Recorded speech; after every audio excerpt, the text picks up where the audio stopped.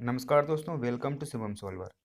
दोस्तों, आज के इस वीडियो में हम चर्चित महिलाएं 2021 जो भी फेमस वुमेन है 2021 की, उन सारों को यहाँ पे आप कवर करने वाले हैं। एग्जाम पॉइंट ऑफ व्यू से ये वीडियो बहुत ही बेनिफिशियल होने वाला है आपके लिए, तो प्लीज़ पूरा एंड तक ज़रूर देखें। चलिए स्टार्ट करते हैं। फर्स्ट क्वेश्चन है, किस संगठन की मुख्य अर्थशास्त्री और अनुसंधान विभाग की निदेशक गीता गोपीनाथ जनवरी 2022 में संगठन को छोड़कर हार्वर्ड विश्वविद्यालय के अर्थशास्त्र विभाग में वापस आएंगी? यहाँ पे चार ऑप्शन आपको दिए गए हैं: अंतर्राष्ट्रीय मुद्रा कोष IMF, विश्व बैंक, एशियाई विकास बैंक और भारतीय रिजर्व बैंक। तो इसका राइट आंसर हो जाएगा यहाँ पे अंतर्राष्ट्रीय मुद्रा कोष IMF। ठीक है, यहाँ पे सारे क्वेश्चन के साथ उनके ऑप्शन भी दिए गए हैं और उसके नीचे आंसर भी दिया गया है ताकि आपको समझने में इजी रहे।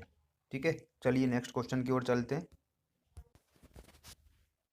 यहाँ पे आपको IMF से संबंधित कुछ जानकारियाँ भी दी गई हैं। जैसे IMF का मुख्यालय कहाँ पर है, तो इसका मुख्यालय है वाशिंगटन DC USA में। ठीक है, इसके प्रबंध निदेशक और अध्यक्ष कौन है, तो इसकी मैनेजिंग डायरेक्टर और प्रेसिडेंट है क्रिस्टलिना जॉर्जीवा।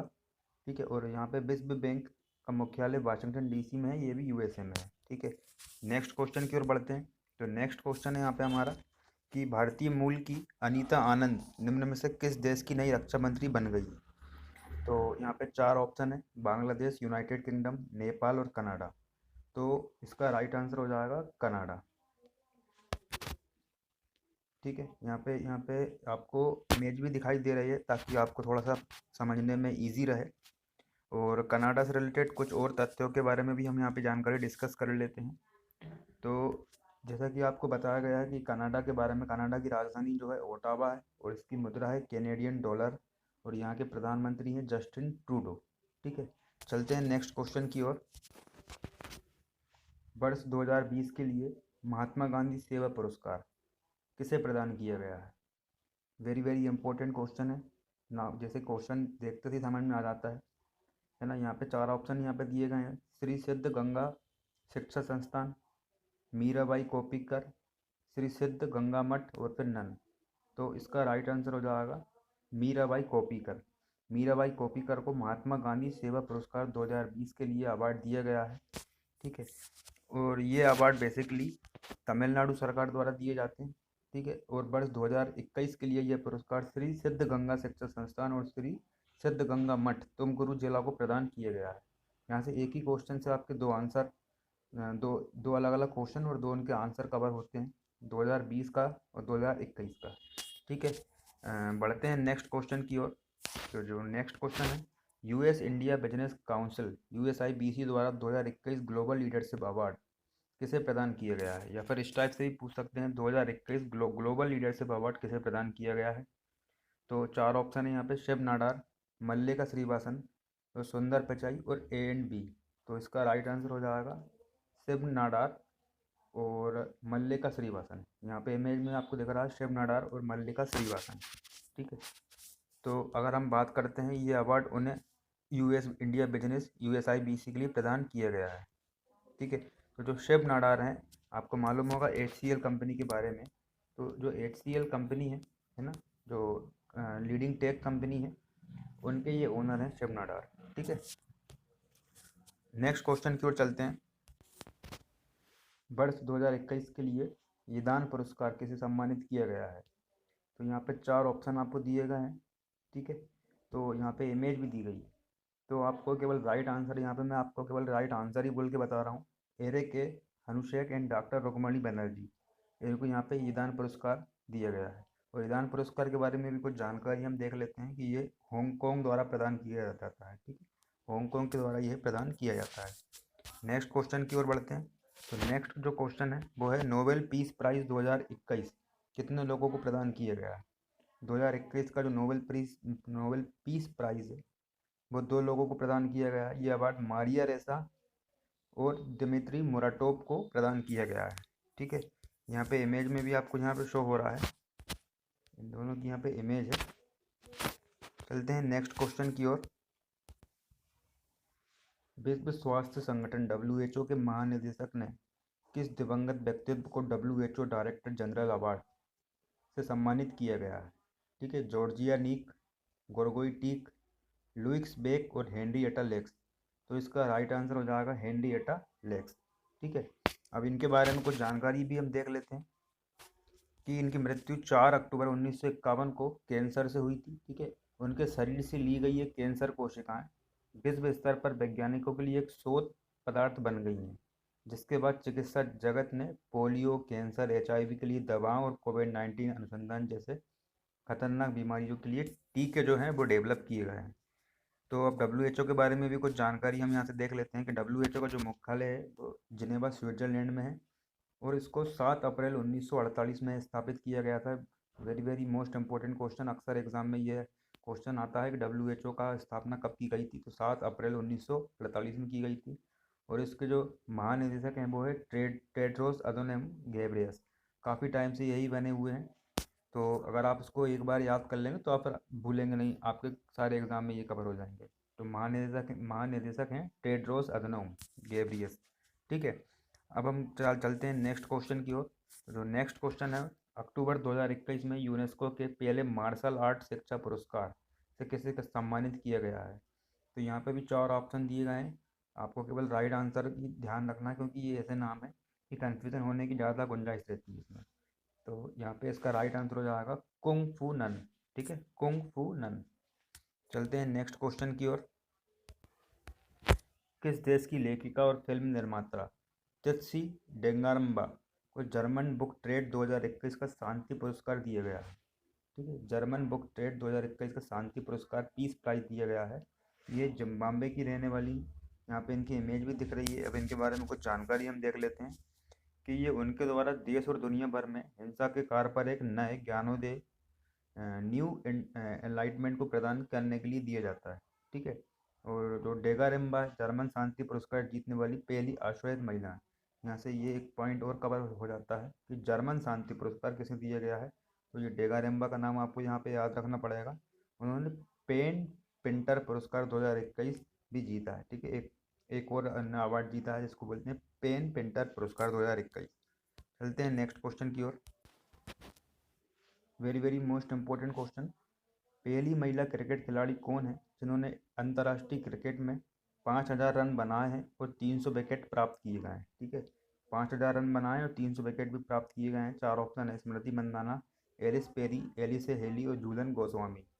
तो इसका राइट आंसर हो जाएगा एलिसे पेरी। ठीक है, एलिसे पेरी। इन्होंने अंतर्राष्ट्रीय क्रिकेट में 5000 रन बनाए हैं और 300 विकेट प्राप्त किए किए हैं, एलिसे पेरी। ठीक है, आप कमेंट में बताइएगा कि एलिसे पेरी किस देश से क्रिकेट खेलती हैं, कहाँ की ये खिलाड़ी हैं। चलिए नेक्स्ट क्वेश्चन की ओर चलते हैं। नेक्स्ट क्वेश्चन है, विश्व चैंपियनशिप वर्ल्ड चैंपियनशिप में रजत पदक जीतने वाली देश की पहली महिला पहलवान कौन बन गई?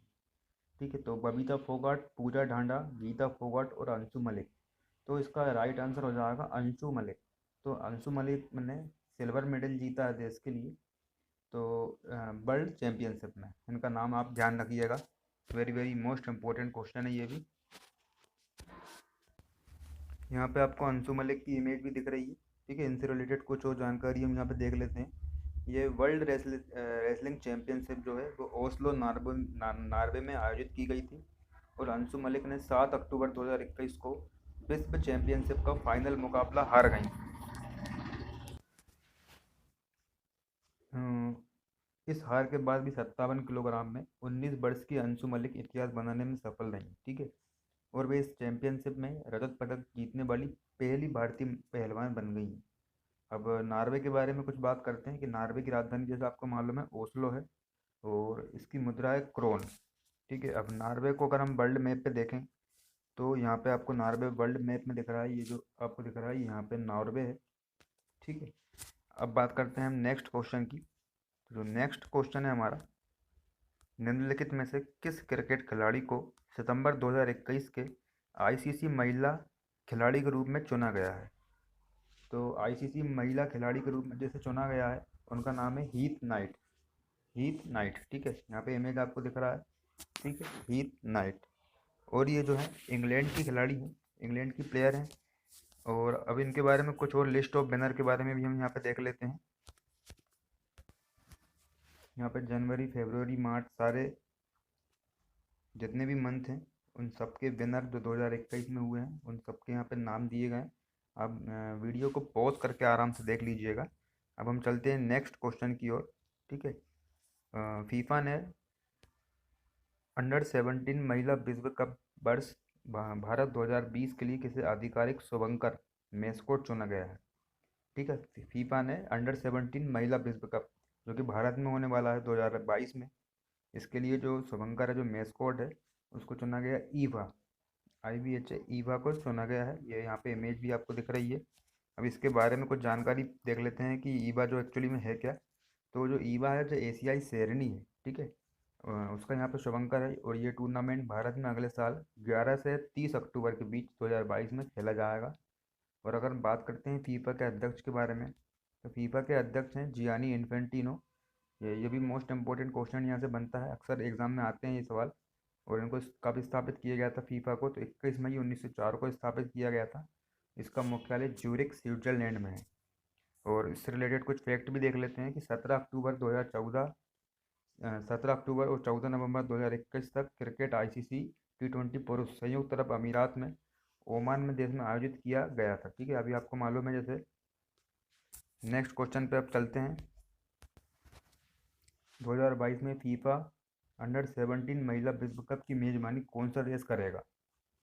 तो इसका राइट आंसर हो जाएगा भारत। भारत में 2022 में FIFA under 17 women's world cup की मेजबानी भारत करेगा, जैसे मैंने अभी आपको बताया भी। और इसके बारे में कुछ और जानकारी हम देख लेते हैं कि यह टूर्नामेंट मूल रूप से 2 और 21 नवंबर 2020 के बीच भारत में आयोजित होने वाला था। लेकिन जो कोविड-19 महामारी है, पेंडेमिक है, इसके कारण इसको पोस्टपोन कर दिया गया था। अब ये 2022 में भारत में आयोजित किया जाएगा। ठीक है। अब चलते हैं हम कुछ और नोट कर लेते हैं। 2022 फीफा वर्ल्ड कप कतर, जो कि इसकी कैपिटल दोहा में आयोजित किया जाएगा। ठीक है। फीफा वर्ल्ड कप 2022 जो मेंस वाला है वो। अब बात करते हैं हम नेक्स्ट क्वेश्चन की।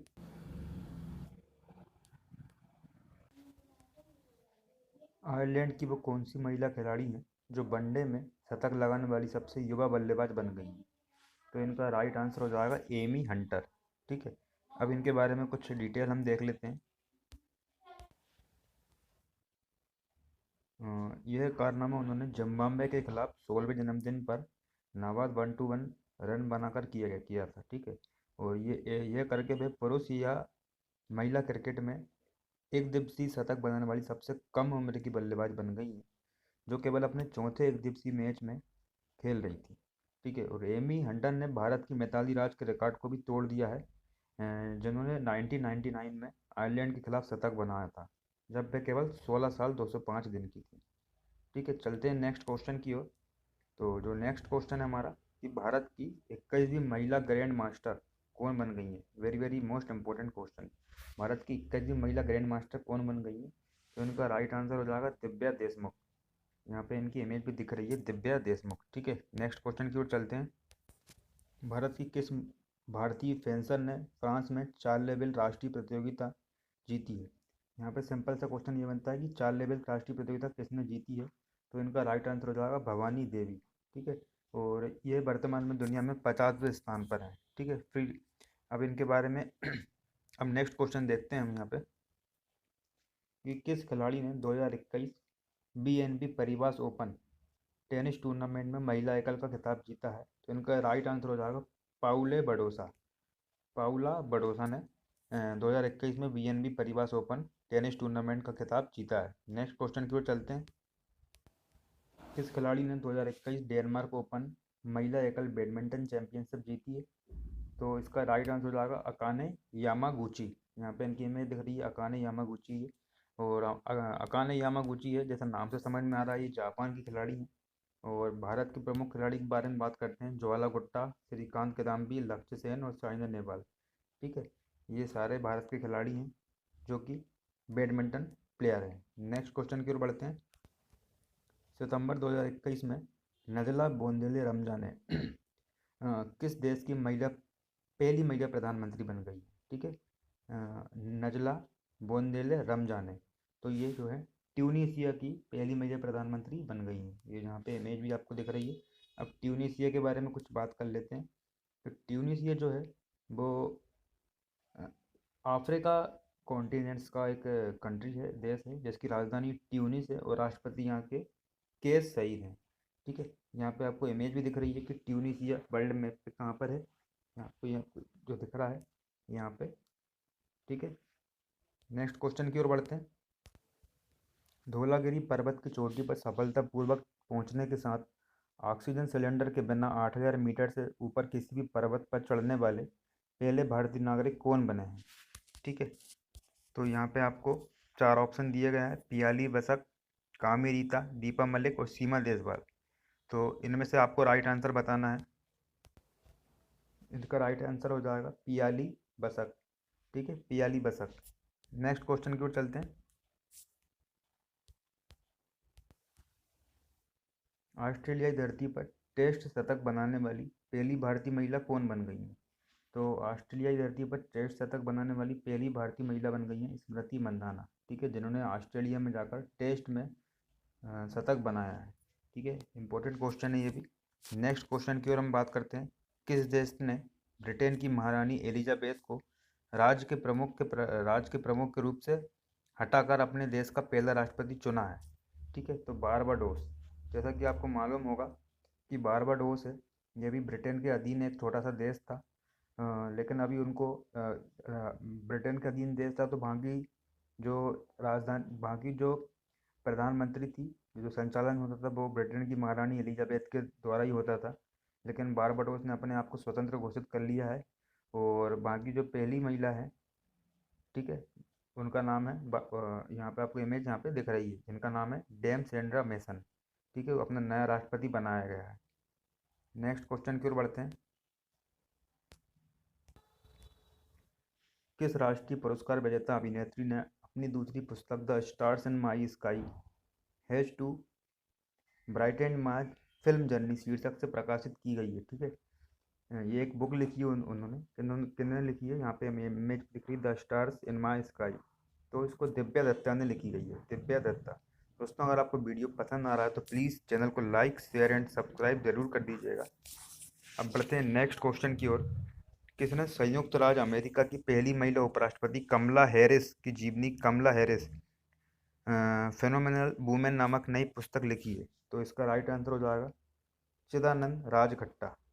चिदानंद राजघट्टा। नेक्स्ट क्वेश्चन की ओर बढ़ते हैं। 2021 की कुछ प्रमुख पुस्तकों के बारे में यहाँ पे बात कर लेते हैं। जैसे कि 400 डेज। 400 डेज ये जो लिखी थी चेतन भगत ने। Translating myself and others ये लिखी थी झुम्पा लाहिरी ने। और how the earth got its beauty Sudha Murty के द्वारा। और Balakot air strike how India avenged Pulwama ये लिखी थी मन्नन भट्ट ने। अब बढ़ते हैं नेक्स्ट क्वेश्चन की ओर। तो जो नेक्स्ट है, उत्तर प्रदेश सरकार ने किस अभिनेत्री को एक जिला एक उत्पाद वन डिस्ट्रिक्ट वन प्रोडक्ट का ब्रांड एम्बेसडर बनाया गया है। तो इसको जो ब्रांड एम्बेसडर बनाया गया है कंगना रनौत। बहुत ही ज़्यादा सुर्खियों में रहने वाली ये जो एक्ट्रेस हैं, यहाँ पे इनको ब्रांड एम्बेसडर बनाया गया है वन डिस्ट्रिक्ट वन प्रोडक्ट का। ठीक है, यहाँ पे इमेज भी दिख रही है आपको, जो कि योगी आदित्यनाथ हैं उत्तर प्रदेश के सीएम। और यहाँ पे कंगना रनौत। ठीक है, नेक्स्ट क्वेश्चन की ओर बढ़ते हैं। अक्टूबर 2021 में अमृत रंजन हेल्थ केयर लिमिटेड के ब्रांड एम्बेसडर के रूप में किसे नियुक्त किया गया है। तो जो अमृत रंजन है, ये जो है एक टाइप से फार्मास्यूटिकल्स कंपनी है, जो कि डिफरेंट डिफरेंट टाइप्स के बाम विक्स का निर्माण करती है। तो इसके जो ब्रांड एम्बेसडर बनाया गया है वो मीराबाई चानू और बजरंग पुनिया को बनाया गया है। ठीक है, मीराबाई और चानू और बजरंग पुनिया के बारे में तो आप अच्छे से परिचित होंगे, इसके बारे में मुझे बताने की आपको आवश्यकता नहीं है। नेक्स्ट क्वेश्चन की ओर बढ़ते हैं। निम्नलिखित में से किसे एडिडास आपको मालूम है जूते बनाती है, शू मेकर कंपनी है, ग्लोबल ब्रांड एम्बेसडर बनाया गया है। तो इसको दीपिका पादुकोण को एडिडास ने ग्लोबल ब्रांड एम्बेसडर बनाया गया है।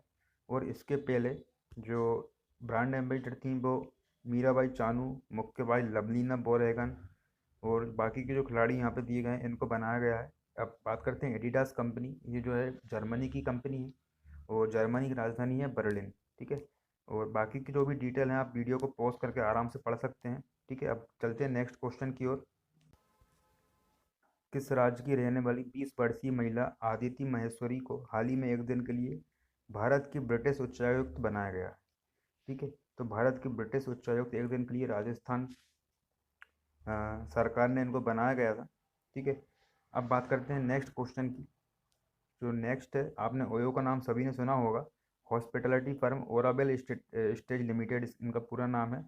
ने किस पैरालंपिक एथलीट को कंपनी के निदेशक मंडल में एक स्वतंत्र निदेशक के रूप में नियुक्त किया गया है? तो यहाँ पे दीपा मलिक को इन्होंने अपने कंपनी में एग्जीक्यूटिव डायरेक्टर के रूप में यहाँ पे नियुक्त किया गया है, दीपा मलिक। ओयो के बारे में अगर बात करते हैं तो ओयो के जो सीईओ हैं और जो फाउंडर हैं वो रितेश अग्रवाल हैं। इसको 2013 में स्थापित किया गया था। अब बात करते हैं नेक्स्ट की। प्रधानमंत्री फसल बीमा योजना के मुख्य कार्यकारी अधिकारी सीईओ के रूप में किसे नियुक्त किया गया है? तो रितेश चौहान को यहाँ पे मुख्य कार्यकारी अधिकारी सीईओ के रूप में नियुक्त किया गया है। यहाँ पे इमेज भी आपको दिख रही है।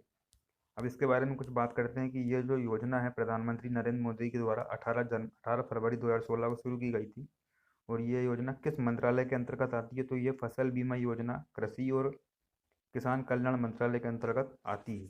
ठीक है, नेक्स्ट क्वेश्चन की ओर बढ़ते हैं यहाँ पे दोस्तों।